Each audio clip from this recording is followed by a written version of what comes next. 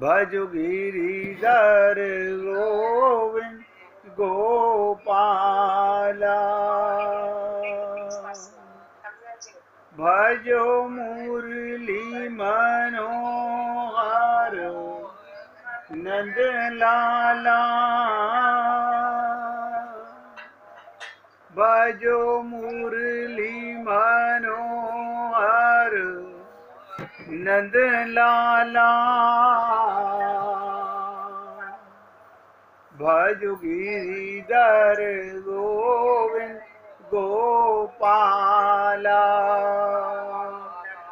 भजो गिरिधर गोविंद गोपाला।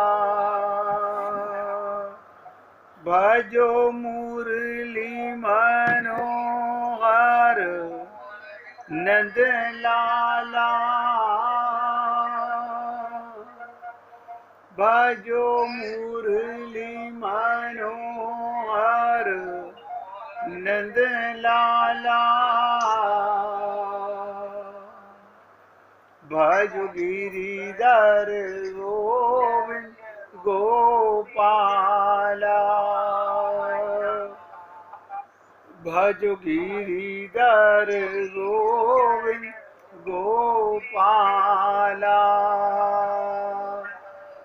बोलिए वृंदावन बिहारी लाल की जय।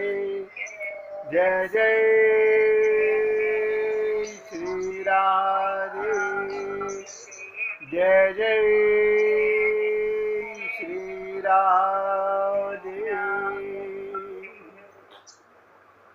सभी भक्तों से निवेदन, बहुत एकाग्रचित्त होकर सत्संग के प्रत्येक शब्द को पूरी गहराई से सुनने और समझने का प्रयत्न करें। कल की चर्चा बहुत विशेष चर्चा थी, जिनमें आंसुओं के ऊपर चर्चा चली। अगर किसी के मन में कोई प्रश्न हो तो आप पूछ सकते हैं, क्योंकि गोपी प्रेम, फिर आपसे बताता हूँ, ये प्रेम की वो पराकाष्ठा है जिसे आप और हम लोग शब्दों से बयान नहीं कर सकते। नारद जी ने कहा प्रेम अनिर्वचनीय है, और गोपी प्रेम को सुखदेव परमहंस ने भी परीक्षित को नहीं बताया, क्योंकि वो अधिकारी नहीं था। कल्याण उसका हुआ, लेकिन गोपी प्रेम का अधिकारी कोई रसिक भगवान की कृपा से इस पृथ्वी पर अवतार लेता है। कल हमने आपको शॉर्टकट में चर्चा कर रहा हूं, कोई तो पूछ नहीं रहा प्रश्न कि अभी मां के गर्भ से आए थे तो हमें रोना आता था, अब हम रोना भूल गए। इसका मतलब अब हमारा भगवान के प्रति जो भी प्रेम है वो प्रेम नहीं है। प्रेम माने तो रोना होता है। आप सोचिए, मैंने कल भी आपसे निवेदन किया था, गोपियों के साथ प्रेम एक रहस्य है, भगवान श्री कृष्ण का एक रहस्य है। रहस्य माने बहुत गुप्त बात है, इसको सब लोग नहीं समझते। जो प्रेम के अनुभवी हैं वही समझते हैं। जब तक ये मालूम पड़े कि हम बहुत प्रेम करते हैं और सामने वाला कम प्रेम करता है, तब तक समझना प्रेम की नींव खोखली है। जब तक आपको ये विश्वास हो कि मैं तो बहुत प्रेम करता हूं, सामने वाला प्रेम नहीं करता, बालू के ऊपर टिका हुआ ये महल है।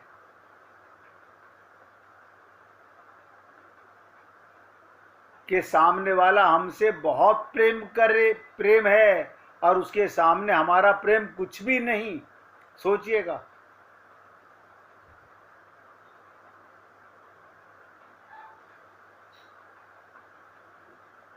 ऐसा मालूम पड़ने लगता है कि सामने वाला हमसे बहुत प्रेम करता है और उसके सामने हमारा प्रेम कुछ भी नहीं। तब प्रेम की नींव मजबूत होती है। और मैंने आपसे कहा था, आप भगवान को कुछ भी अर्पित कीजिए, कुछ भी अर्पित कीजिए, बस इतना आप अपने हृदय में पूछ के देख लीजिए कि मैं भगवान के प्रेम के लिए कभी रोया क्या। बस आपको पता चल जाएगा आपका भगवान के प्रति कितना और कैसा सच्चा प्रेम है। भगवान को तो पता ही है, उन्हें तो आप धोखा दे नहीं सकते। हम अपने आप को भी धोखे में रखे हुए हैं।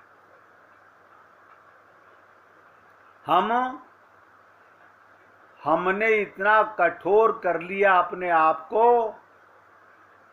वरना संत महात्मा कहते हैं आंसू जीवन के अनिवार्य हिस्से हैं। जिस आदमी की आंखों ने आंसू बहाना छोड़ दिया वो या तो पत्थर हो गया या परमात्मा हो गया, आदमी तो रह नहीं गया।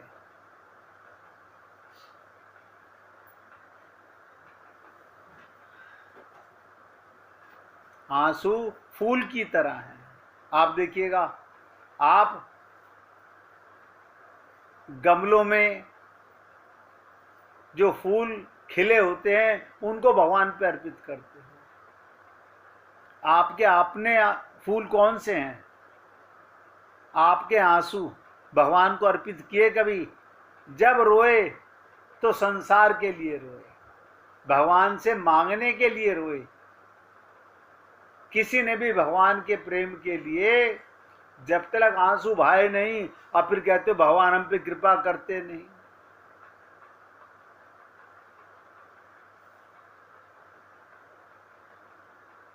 भ्रांति की तरह सिर्फ दुख में आते हैं।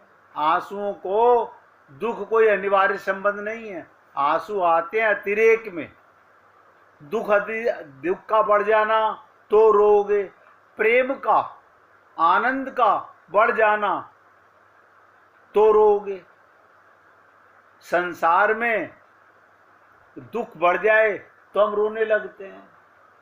वो नकली आंसू है, वो स्वार्थ के आंसू है, और सारा संसार यही जानता है।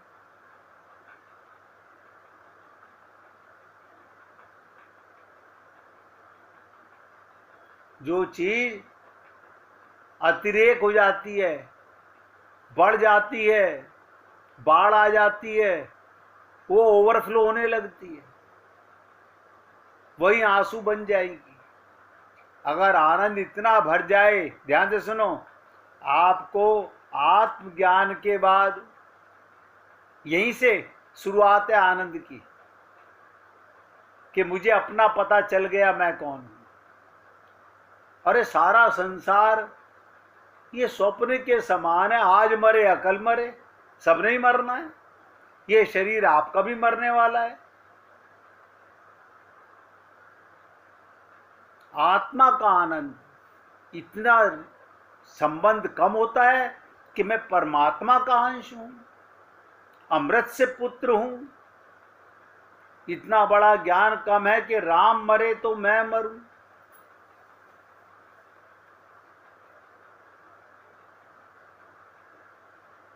हरि मरे तो मैं मरूं, वरना मरे बलाए, कबीर जी कहते थे।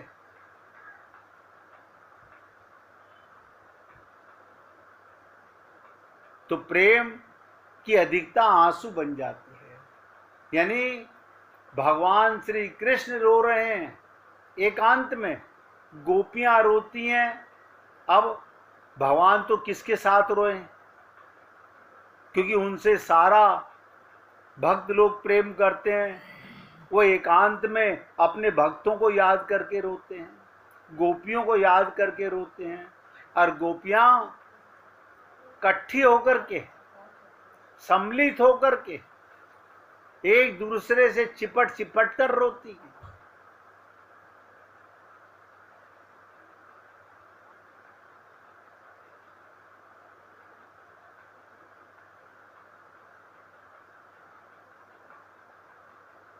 आप सोचिएगा,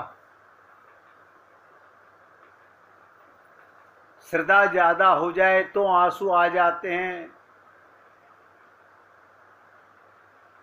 आंसुओं का संबंध दुख से नहीं है। और आप लोगों ने संसार में यही देखा है कि लोग दुखी होते हैं तो रोते हैं, कोई मर जाए तो रोते हैं।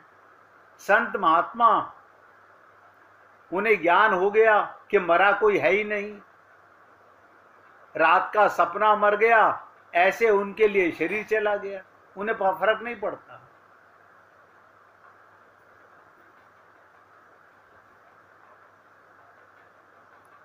मैंने कल भी आपसे कहा था, हमें बचपन से सिखाया गया,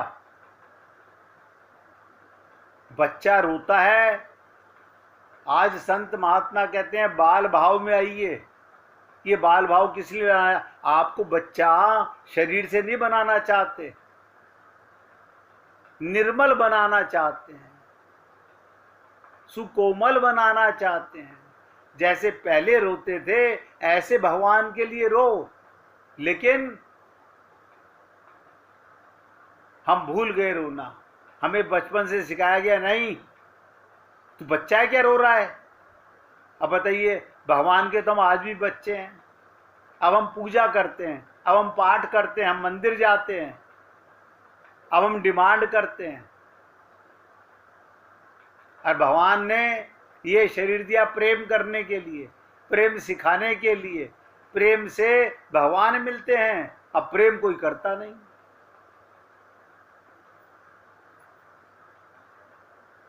इसी प्रकार ध्यान भी एक प्रेम है। ध्यान में भी आंसू आने लगते हैं, क्योंकि ध्यान के अंदर जीव शरीर से अलग हो जाता है। आत्मा का परमात्मा से मिलन होने लगता है, तो उसकी यात्रा आंसुओं से बाहर निकलती है।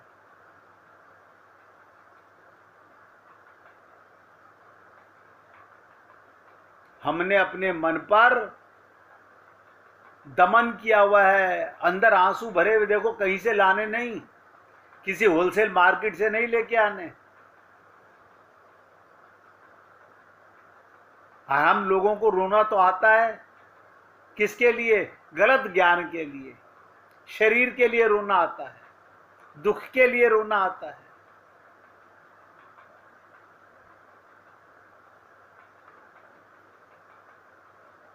इसलिए हे पुण्य आत्माओं, भगवान के प्रेम को समझने के लिए,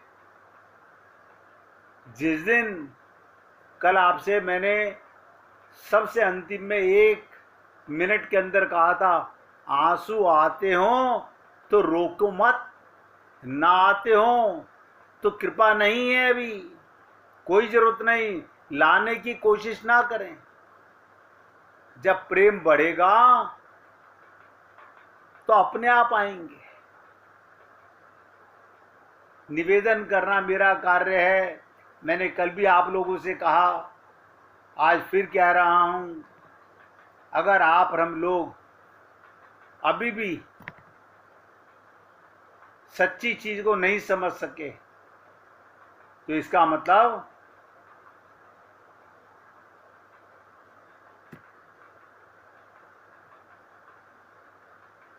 भगवान का प्रेम नहीं पाना चाहते, हम शरीर मानते हैं और संसार का वैभव पाना चाहते हैं। हम शरीर की मृत्यु पर विजय प्राप्त करना चाहते हैं, जो कोई नहीं कर सकता।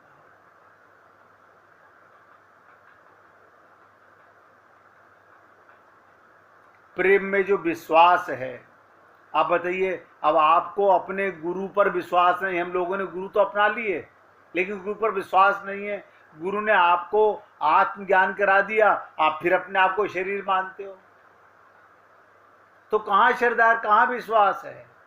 गुरु ने आपका संबंध परमात्मा से बता दिया, आप कहते हो ऐसे थोड़ी होता है। संबंध तो वो होता है जो नजर आता है। रात को सपना नजर आता है, वो संबंध कहाँ चला जाता है? आप बता दीजिए, कोई भी बता दीजिए। रात को सपने में ये परिवार तो नजर आता नहीं, वो संबंध कहाँ चला गया? उसमें नया पति, नई पत्नी, नए बच्चे, नए मकान, नए महल। सुबह आप ही कहते हो ये झूठा है। जब इस संसार से जाओगे तो ये सपना भी झूठा ही नजर आने वाला है।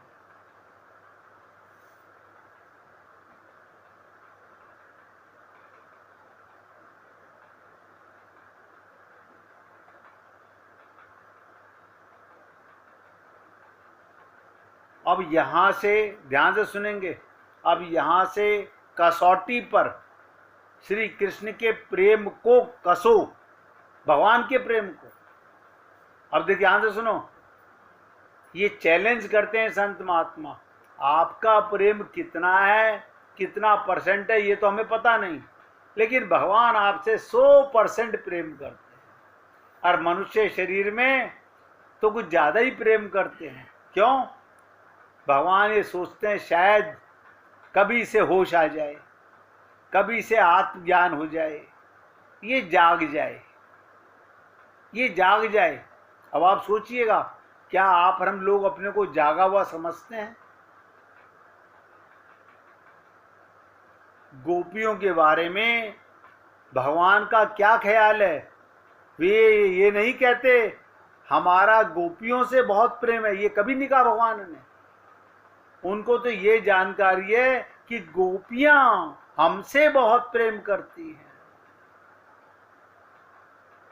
भगवान उनके प्रेम के लिए रो रहे हैं कि कितना मुझे याद करती हैं।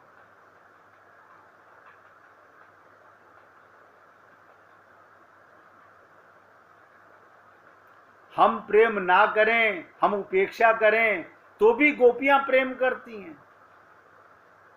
हम भूल जाएं, हम दुख दें, हम तकलीफ दें, तब भी गोपियां प्रेम करती हैं। गोपियों के प्रेम पर भगवान का विश्वास कैसा है? अब आप देख लीजिए, आपके प्रेम पर, आपके त्याग पर, आपके आंसुओं पर भगवान को कितना विश्वास होगा। आप सब अपने आप से अंदाजा लगा लीजिए। आपको जितनी जितनी उम्र हो गई है उतना उतना आपको पता चल जाएगा कि मेरा भगवान के प्रति कितना प्रेम है, भगवान कितना विश्वास करते होंगे मेरे प्रेम में। और भगवान ने एक शर्त तो रखी है, माम एकम शरणम ब्रज, जो केवल मेरी शरण में आता है। सुंदर कांड का पाठ बहुत होता है संसार में, जानते नहीं, कख नहीं जानते। आप सोचिए, भगवान राम ने हनुमान जी से पूछा, अपना परिचय दीजिए। जब पहली बार मिले तो पूछा आप कौन? तो उन्होंने क्या कहा? दासो हम, मैं आपका दास हूं। दास का काम क्या? स्वामी का कार्य करना।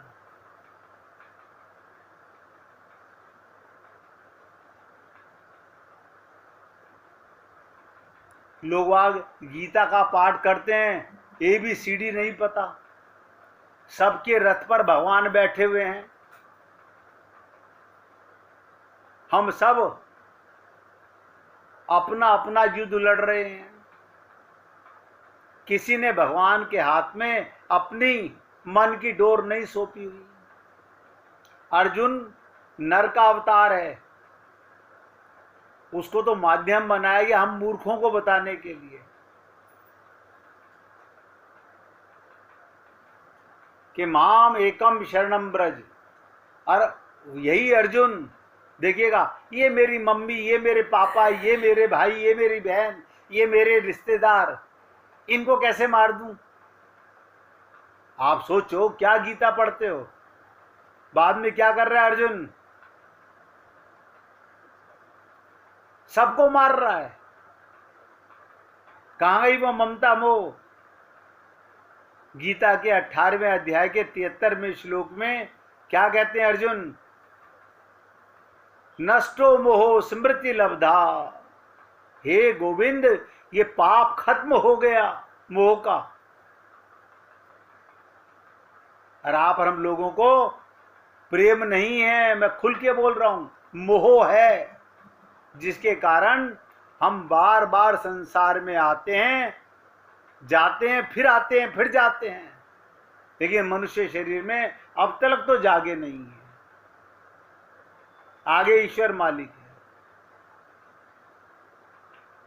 तो गोपियों के प्रेम पर भगवान को कैसा विश्वास। अब ये बात कहकर सुनाता हूं कि श्री कृष्ण बोल रहे हैं, वर्णन है गोपियों के हृदय में रहने वाला प्रेम का। अब आप सोचिएगा, गोपियों के हृदय में आप और हम लोग अपना अपना हृदय झांकने का प्रयत्न करेंगे। क्या हमारे हृदय में भगवान से ऐसा प्रेम है? कभी आया हो? ना ना। भगवान के लिए कभी दो आंसू नहीं आए। अब ध्यान से सुनिएगा, गोपियों की स्थिति क्या है। गोपियां अगर अपने मुंह से कहती हम इतना प्रेम करती हैं, इतना प्रेम करती हैं, तो प्रेम का अभिमान हो जाता है।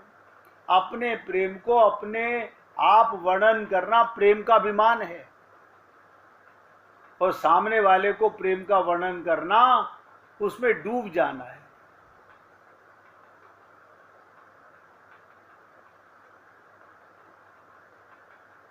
सोचो, गोपियां कैसी हैं? मन मनस्का।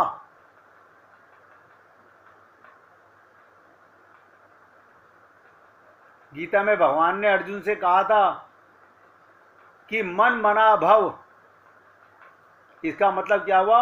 अर्जुन अभी मन मना नहीं है, उसका मन मना होने का भगवान की आज्ञा देते हैं। मई मयो यश्य एवं भव अर्जुन, तुम अपना मन मुझको दे दो।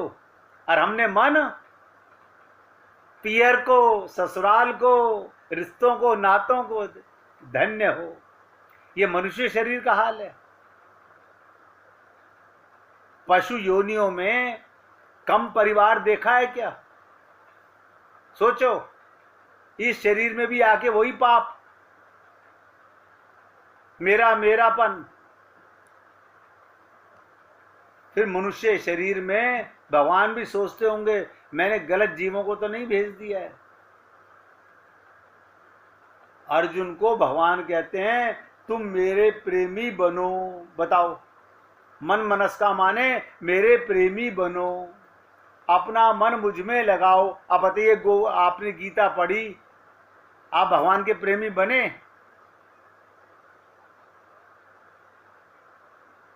गीता पढ़ के, रामचरितमानस का सुंदर कांड का पाठ करके आप भगवान के प्रेमी तो बने नहीं, भगवान के दास तो बने नहीं। हम तो सुंदर कांड का पाठ करते हैं भगवान से संसार मांगने के लिए। हम तो गीता पढ़ते हैं हमारे माताजी पिताजी चले गए हैं, उनका कल्याण हो जाए। प्रेमी बनने के लिए नहीं करते, तो कल्याण होगा कैसे? अनंत जन्म गुजर गए, कहत कठिन समझत कठिन। अर्जुन को भगवान कहते हैं तुम मेरे प्रेमी बनो, अपना मन मुझ में लगाओ। गोपियों का वर्णन उद्धव से करते हुए कहते हैं। बताइएगा, उद्धव से करते हुए भगवान कहते हैं कि ता मन मनस्का, गोपियों का मन मुझ में लगा हुआ है, और वो परिवार में रहती हैं। हाँ, शरीर, ध्यान से सुनो, शरीर पूरा का पूरा परिवार को दे रखा है, मन भगवान को दे रखा है, और हमने उल्टा काम किया हुआ है। मन संसार को, परिवार को, और शरीर को सन्यास बना रहे हैं कि शरीर हमारा सन्यासी हो जाए। ये हमारी सोच है। हम नहीं समझते किसी चीज को भी, अपनी बुद्धि से हम डिसीजन लेते हैं, ना तो किसी गुरु की मानते, ना प्रभु की मानते। अब सोचिएगा, गोपियों का मन मुझ में लगाओ, यानी उद्धव से कह रहे हैं कि गोपियों का मन मुझ में लगा हुआ है, और अर्जुन से कह रहे हैं तू मन मुझमें दे, मुझ में लगा, मुझसे प्रेम कर। ये ज्ञान है। प्रत्येक कर्म मेरे निमित्त कर, ये ज्ञान है। और हम क्या कर रहे हैं? अंधा बाटे रेवड़ी, फिर अपने को दे। हम सब जन्मांध हैं, आंखें होते हुए भी अंधे हैं, नजर नहीं आ रहा।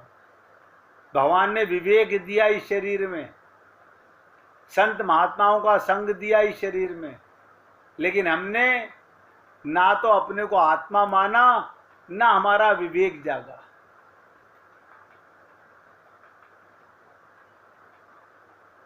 अब इन दोनों में फर्क हुआ ना। आप सोचो, अर्जुन को कह रहे हैं तू मुझसे प्रेम कर, मन मुझ में लगा, और उद्धव से कह रहे हैं गोपियों का मन मुझ में लगा हुआ है, यानी गोपियों की तारीफ कर रहे हैं।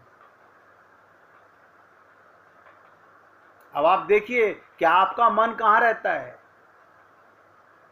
1 मिनट भगवान का कीर्तन कीजिए, फिर आगे चर्चा करेंगे। हाँ।